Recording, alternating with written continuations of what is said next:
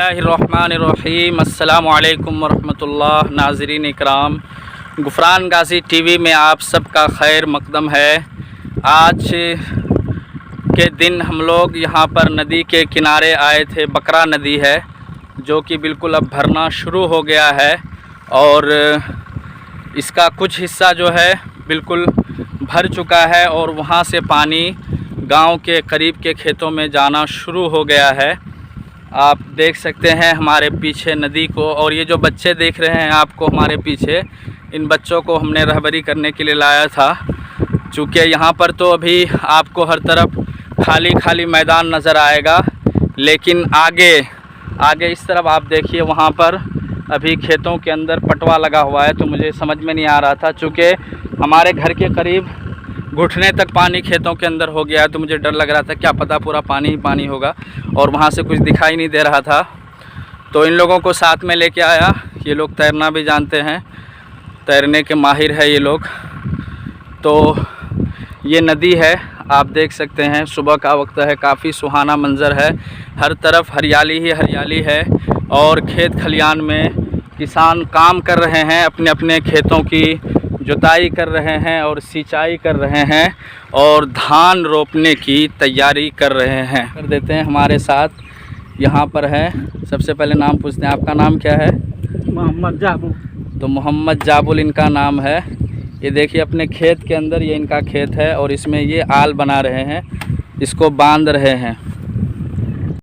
तो खेत के अंदर ये देखिए आल बांधना शुरू कर दिया। इनसे हम पूछते हैं ताकि आप लोगों को पता चले कि ऐसा क्यों किया जाता है। जैसे ही बारिश होने लगती है या फिर सैलाब का पानी आने लगता है तो लोग अपने खेतों में इस तरह से चारों तरफ से खेत को बांधना शुरू करते हैं। तो इन खेतों को आप क्यों बांध रहे हैं?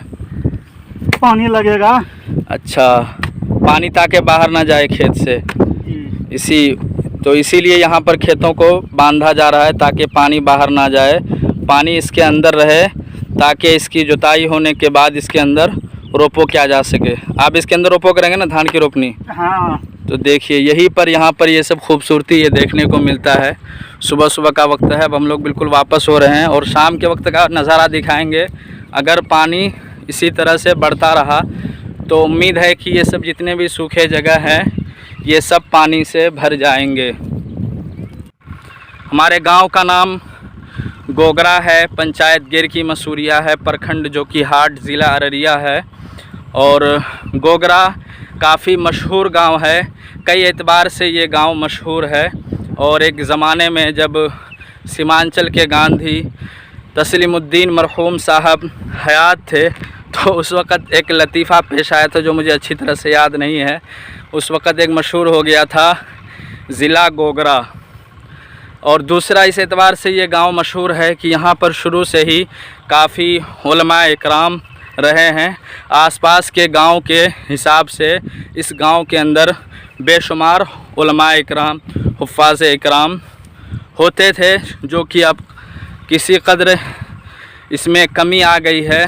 अब लोग अपने बच्चों को ज़्यादा मदरसों के अंदर नहीं भेजते हैं, या भेजते हैं तो सिर्फ़ हाफिज़ बनने तक ही वो बच्चे मदरसों में रहते हैं। हाफिज़ बनने के बाद पता नहीं ऐसा क्या होता है, कभी कभी किसी के साथ कोई मजबूरी भी होती है।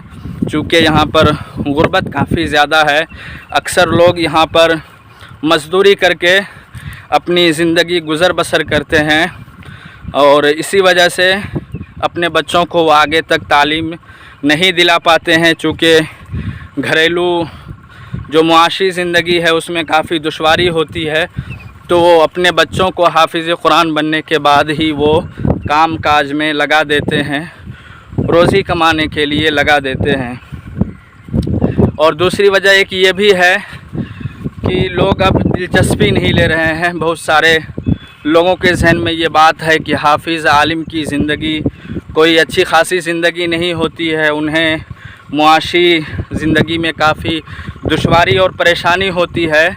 तो इस वजह से अपने बच्चों को वो स्कूल लाइन में ज़्यादा पढ़ाते हैं, स्कूलों में ज़्यादा भेजना पसंद करते हैं। तो दूसरी ये भी वजह है कि अब हमारे गांव गोगरा के अंदर उलमा और हुफ़्फ़ाज़ की कमी होते जा रही है।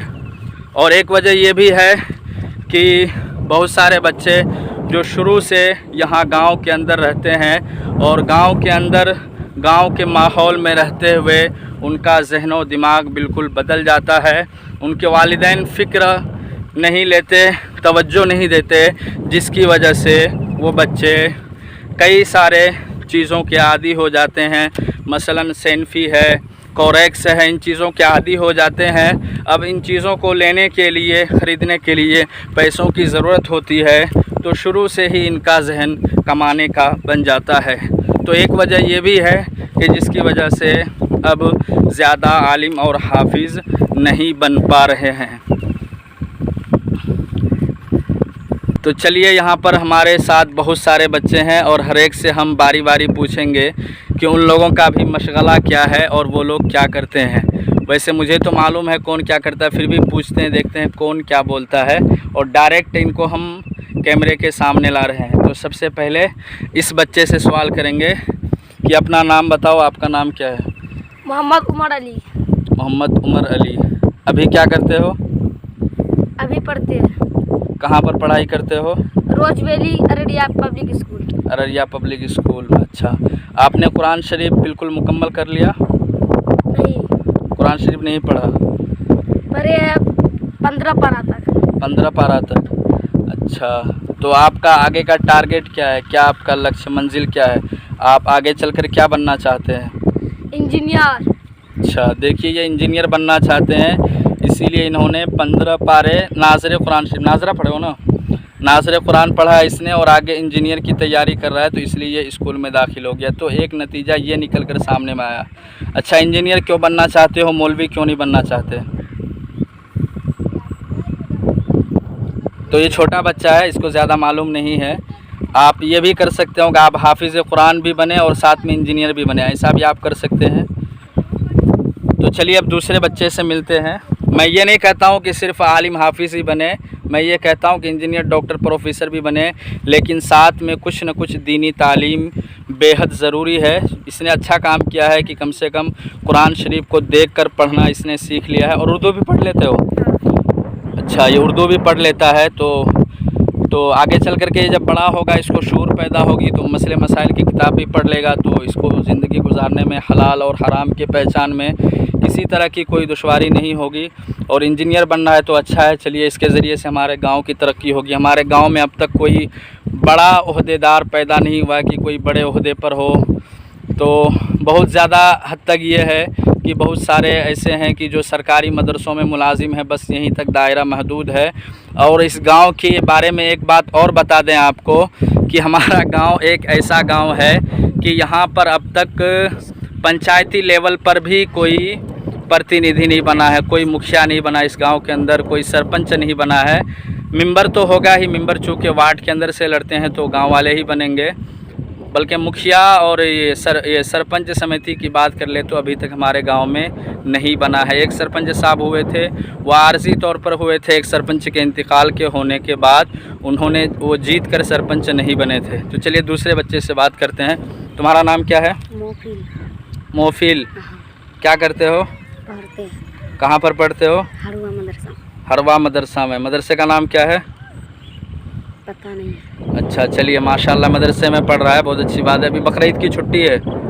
अच्छा, कब तक छुट्टी ख़त्म हो जाएगी? कल चल जाएंगे।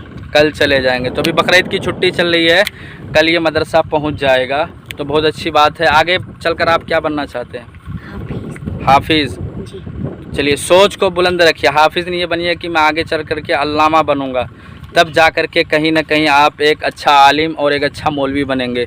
चूँकि मुझे याद है कि जब मैं एदादिया में था, इम्तिहान लेने के लिए मुम्तहिन आए थे, उन्होंने मुझसे पूछा था, तो मैंने भी यही कहा था कि मैं मौलवी बनूंगा। तो उन्होंने कहा था कि अल्लामा बनने की सोच रखो और इस जज्बे के साथ, इस अज़्म के साथ पढ़ोगे तो तब जा कर के कहीं ना कहीं एक मौलवी बनोगे। तो वही हुआ कि एक आलिम बना और अल्लाह के फजल व करम से दारुल उलूम देवबंद से फ़रागत हुई। तो ये कि हमेशा इंसान को चाहिए कि अपनी सोच को, अपने अज़्म को बुलंद रखे। हमारे साथ एक और बच्चा है, काफ़ी बच्चे हैं, सबसे हम बारी बारी मिलाते हैं। नाम क्या है? हाँ, मोहम्मद रागिब। अच्छा, क्या करते हो? पढ़ता है। कहाँ पर पढ़ते हो? सरकारी स्कूल। सरकारी स्कूल कहाँ? गोगरा की गिरकी? गोगरा। तो गोगरा सरकारी स्कूल में पढ़ता है। तो साथ में नूरानी कायदा वगैरह भी पढ़ते हो? नूरानी कायदा पढ़े हो? किसके पास पढ़ो नूरानी कायदा? हाँ, पता नहीं है। मौलवी साहब को ही पढ़ाते हैं, नाम पता नहीं है।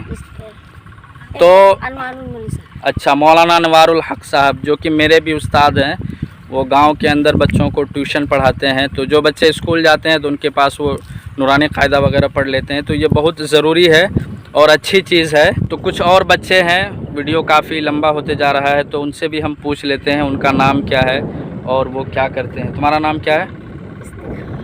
इफ्तिखार। क्या करते हो? कहाँ पे पढ़ते हो? हरवा मदरसे में। मदरसे का नाम? तो यहाँ यही होता है कि जहाँ पर मदरसा होता है उस जगह का नाम मालूम होता है, बच्चों को मदरसे का नाम मालूम नहीं होता। मदरसे का नाम मालूम होना बेहद ज़रूरी है। तुम क्या करते हो? हाँ, कहाँ पर पढ़ते हो? अच्छा, तो देखिए यहाँ पर अक्सर हरवा मदरसे के बच्चे हैं। अच्छा, नाम क्या है तुम्हारा? रहमत नाम है इसका। चलिए, एक और बच्चा है, तुम्हारा नाम क्या है? मोहम्मद मुनाजिर। मुनाजिर। क्या करते हो?